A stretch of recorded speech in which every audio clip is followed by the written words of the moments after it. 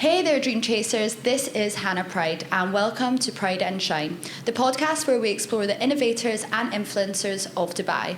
Proudly sponsored by Pride Migration, your dedicated partner for immigrating and investing into Dubai. Hello there, Patrick. Hey, thanks for having me. No, more than welcome. We're happy to have you on. So for everyone that doesn't know, Patrick is the founder of AdLab. So you're got this massive agency which you have scaled incredibly over the last 4 years. Yeah, correct. It's wild the numbers you've been able to produce. You're doing what, $20 million a month now? Yeah, so on behalf of our clients, we are in the e-commerce industry. We're now doing over 20 million a month generating for them.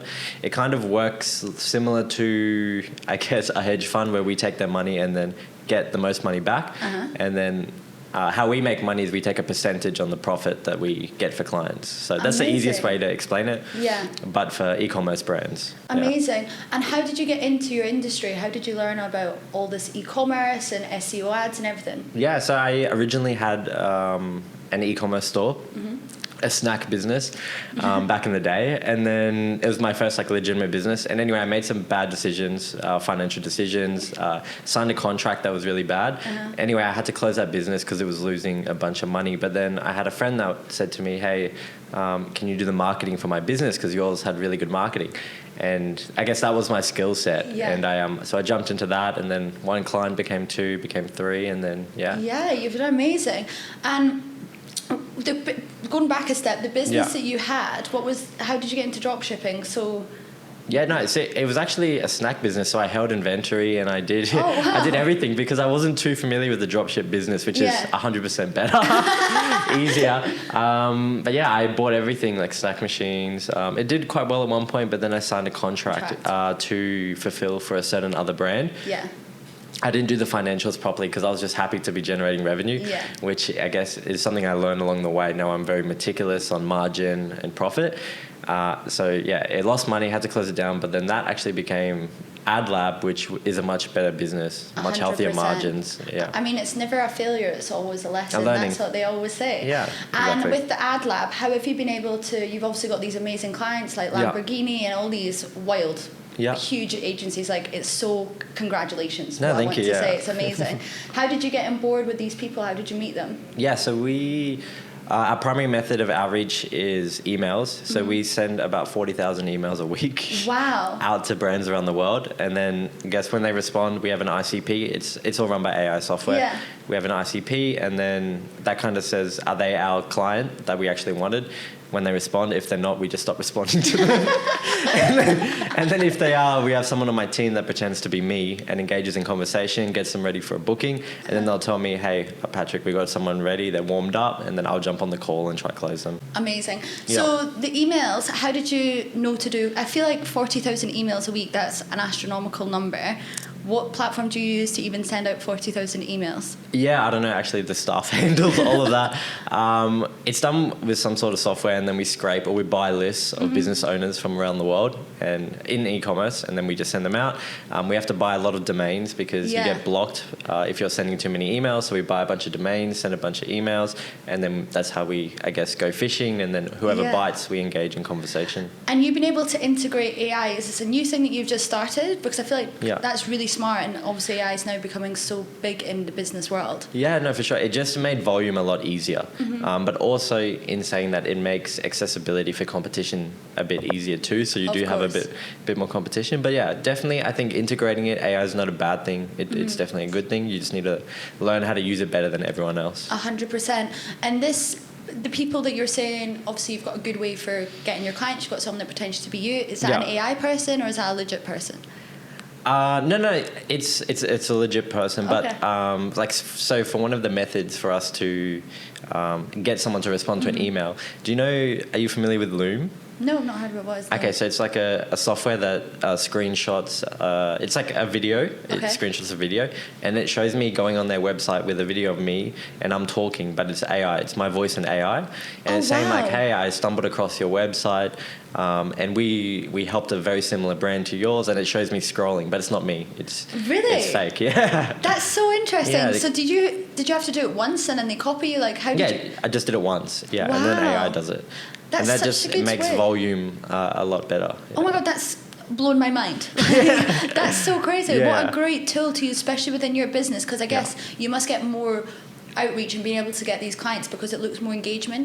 Exactly, because they think, this guy Patrick took all the effort to scroll on my website, gave me some tips, but obviously it's not really me. Genuinely, I'm going to start integrating that into my business in some way. Yeah, cold outreach, off-plan property. I'm like, what? I was on your Instagram, you look rich.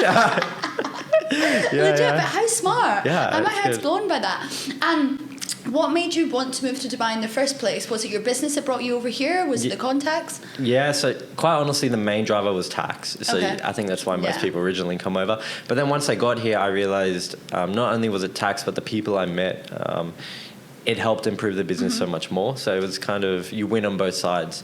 I would say the main thing is that I noticed about the people that you meet here is when they're onto something good, like other agency owners I meet or other e-commerce owners I meet, they tell you. So they'll be like, hey, this method's working really well, you should try it. Whereas in Australia, if someone's onto something making money, they don't tell you. They just try to keep it to themselves. But here, they have the mentality that there's so much money out there, everyone can get a share. 100%. I do think Dubai is so huge on collaboration within your network, and that's why the people here are also successful, because everyone wants to get to the top together. It's definitely a psychological thing within Dubai, the people you surround yourself with. That's amazing. And have you seen your business, obviously you said your business was generating in the first 3 years 100 mil, and now you're doing 20 mil a month. Yeah, so obviously it's a lot higher. Yeah, of course. Do you believe that's from being in Dubai and surrounded by these people and strategies? No, 100%. So even the email strategy and the AI strategy we use came from a person I met here. Really? And he told me I should implement it in my business, and I did, Yeah, that's crazy. I mean, we're going to sit down and you're going to tell me this after, because my head's honestly falling off. I'm like, that's the smartest thing I've ever heard, because honestly, my AI skill set right now legit is just ChatGPT, and I thought that was the best thing ever. And now you're actually telling me I can get something built that's going to save that much time and be so much more engaging and authentic. Yeah, there's so much you can do. We use AI in our core business as well. And it's endless possibilities. But I believe everyone's scared of AI. But I believe if you just embrace it, then, it's definitely going to make it's like work smart, not harder. And just in this conversation, as I said, I'll get the most out of this podcast, but generally in this conversation, the fact that you're able to integrate AI is as if your team's probably is as if you have a double the size team with those two tools, with the amount of time you're saving. So you'll definitely even be able to scale your business more and more. What would you say is the biggest thing you've learned from running? Obviously, you've had your first business that didn't fail, but there was an error, and now you've moved on to it's all right, don't need to sugarcoat it. But it's obviously brought you into this now super successful business. What's the biggest learning you've learned so far? Just, I guess, with failure and taking risk. I'm so fine with taking risks now. I like with business, just to learn things. Even for the agency, when I want to learn a new outreach method or advertise, I'm willing to spend a lot of money to figure out how something works, because eventually it will work, and then it's paid itself off tenfold. 100%. And how do you get your clients on board for taking these new risks? Because obviously, as you said, you've set your business up like a hedge fund. You're asking people for crazy amounts of money, hundreds of thousands, millions to put into their marketing. And people sometimes look at marketing and just think, oh, it's a random picture. They forget how many segments are within the marketing segment. So how do you tell your clients, like, pay this and we'll get this out of it? So we have a big track record. We only do Google and YouTube ads, so that's our niche, and it's like what we're best at. So I figured I'll build a team that we just focus on one thing. We live and breathe that one service. So we will become the best at it. And on top of that, we have a guarantee to our clients. So if for $1 they put into advertising, this is a metric we use. It's called like ROAS, so return on ad spend. Pretty much each dollar you put into advertising, how many dollars you get back. So we'll actually guarantee them, hey, you're getting $5 back for every dollar you put in now. Really? If we don't get at least 6, then don't pay us. Really? And so what would you say is the most engaging videos if you're using types of YouTube? Because this is an area that I'm now looking to tap into, get my head around, and that's why I'm even now speaking to you. Like, it's wild, because I think you're either really good at it, Yeah. and there's a lot of people that say they're good at it, and then it ends up as money down the drain if you're not doing it right. But as you said, if you can guarantee that, what are the most engaging things that you're putting out to get that guarantee?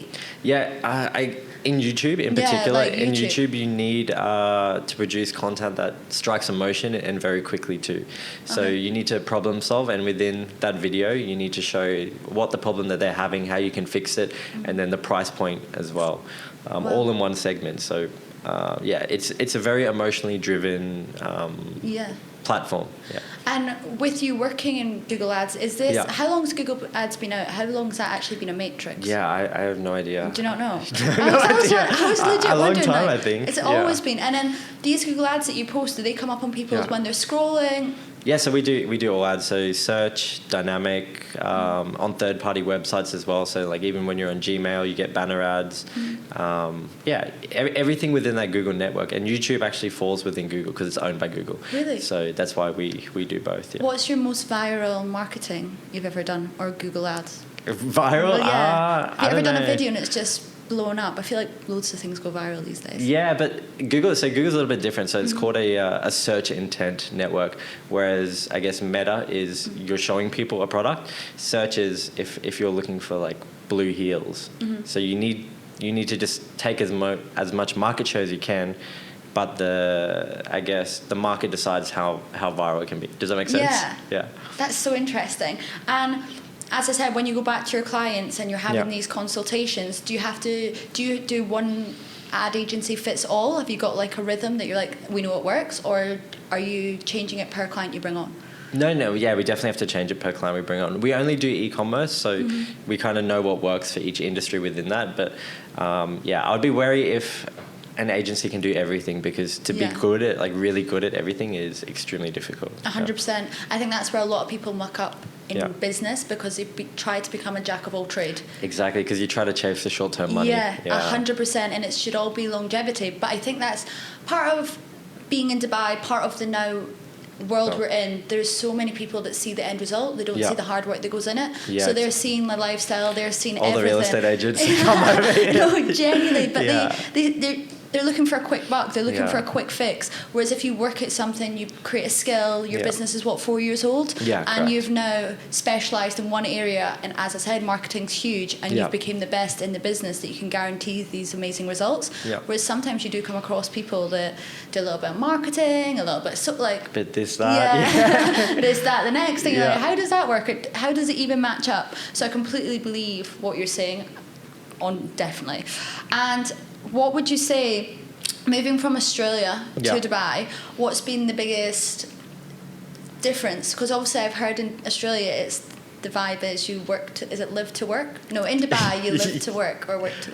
I don't know, is it work? Do you know what I mean? In Australia you all finish work at 4 p.m, don't you? And go to the beach. I don't know. No one really goes to the beach. I think they just go home and watch TV. The chill life. Yeah, that's the main thing. And for example, here in Dubai, I'll go do a meeting at like 10, 11 p.m. at a shisha bar, something like that. And everyone's fine with it. It's totally normal.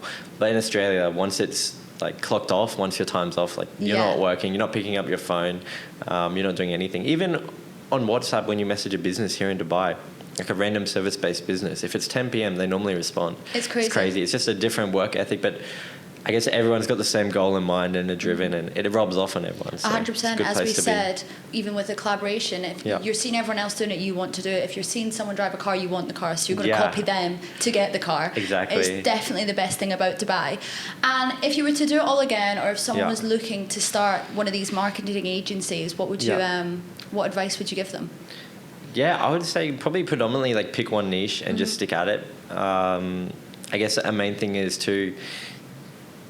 a lot of our business actually came from referrals, so make sure you do a really good job and don't burn customers for, like, there's been times where we don't take billables because we want to make sure everyone is completely happy. And now we got to a point where, like, the business just keeps on coming. We actually, like, shut down, or we said, like, we're not going to take any more for a while. Really? We just want to focus on giving our current clients the best 100% experience that they can. Like, focus on who you've got in front of you rather than everyone around. And that's amazing. It is working full on referrals. Like, referrals, it doesn't matter what anyone says. Historically and still now, that will be your best kind of business. Yeah, because it'd be the same with your business too, right? 100%. I only work on referrals now, and to be honest, it makes me so happy that I've obviously provided a service that people are now messaging me. And I do think when you've got a bit of word of mouth, sometimes it even helps. You don't even have to sell to them. They're like, no, I'm going with you because I've heard X, Please Y, and take Z. my money. I'm coming. But do you know what I mean? And sometimes it is really hard to build referrals. Like, Jesus, I didn't get that in the first 6 months. It's only now, a year and a half later. Compounding effect, 100%. And I think, again, if you can get a referral, though, you're obviously good at your job. Yeah. Again, historically, if all socials were to shut down, if you've got good word of mouth, you're still going to get good business. You can always make money. Exactly, 100%. And how did you learn your skill set? Did you join on a course? Did you go to uni? What did you do? No, I didn't even. I didn't go to university at all. Do you know what? I think pretty rough there for a while. But I think people that don't go to uni are usually the most successful. Is kind of the vibe I'm getting now. I think you just gotta have it in you. It's more of a work ethic than an education thing. Although I do know there's a lot of businesses that do require higher education. I think if you have the work ethic, you can make up for it because 100%. You can learn everything online. 100%. And did you join courses? Or did you just learn from just working with people? Yeah, so I watched a bunch of YouTube first. I did do a couple courses back in the day too. I even still pay for some consulting from bigger agencies now. 100%. Because I see the value in paying someone that has done something that I want to do. Yeah. It just short tracks it. 100%, because then you don't have to make the same mistake twice. They'll tell you not what to do. And I think people forget about that. Like, they're like, why would I pay that? I'm going to learn it. And I'm like, it saves so much time. If they've already done it, or if they're better than you, have skill set, if you can pay them for their time, whether it be an hour, a course, whatever, you're going to learn so much from it. It's like what I said about this podcast. I get to meet the most interesting people. I'm going to be the most interesting person in the room because I know all these conversations. You're going to be able to start all your new businesses. I'm like, take our money. But genuinely, the amount of, even when I leave, my brain starts ticking. Like, you've spoken about AI. I had never even heard of it, and I'm like, already sitting here. How can I integrate that? Blah, blah, blah. And it's just being around people that are successful, have their own businesses, have been able to get the best. Like, you're turning over $20 million a month. I'm going to learn so much from you that will even be able to take not even a fraction of that, but what I can learn from just speaking to you is crazy. And I think people always forget the value in just asking, sitting with people and just saying, how did you get there? They're scared of it. Yeah. Do you know what I mean? Exactly. Yeah, I completely agree. It's wild. But yeah, last question I've got for you then. Being in your industry, what is the wildest thing you've ever seen now with internet? Because obviously the internet's growing so much over the years. You've obviously got this new segment within marketing that you've really tapped into.